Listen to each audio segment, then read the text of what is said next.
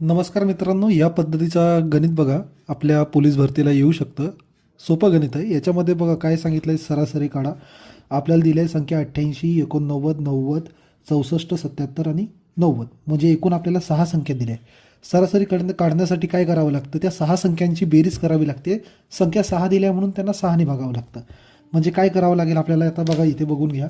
आपल्याला यांची बेरीज करावी लागेल. म्हणजे काय, 88 अधिक 89 अधिक 90 अधिक 64 अधिक 77 अधिक 90 भागिले 6. आता याची जर तुम्ही बेरीज करून घेतली तर बघा तुम्हाला याची बेरीज येऊन जाईल तुमच्याकडं, यांची बेरीज येऊन जाईल तुमच्याकडे 498 आणि भागिले 6. म्हणजे 6ने भाग दिला तर उत्तर येईल तुमचं बघा 6 एके 6, 6 6 36, 6 7 42, 6 8 48, 6 8 48, एक उरला 8 घेतला, 8 ठेवला त्याच्यावर, 6 एके 6, 6 त्रिक 18. म्हणजे उत्तर आलं 83. उत्तर किती आलं? 83.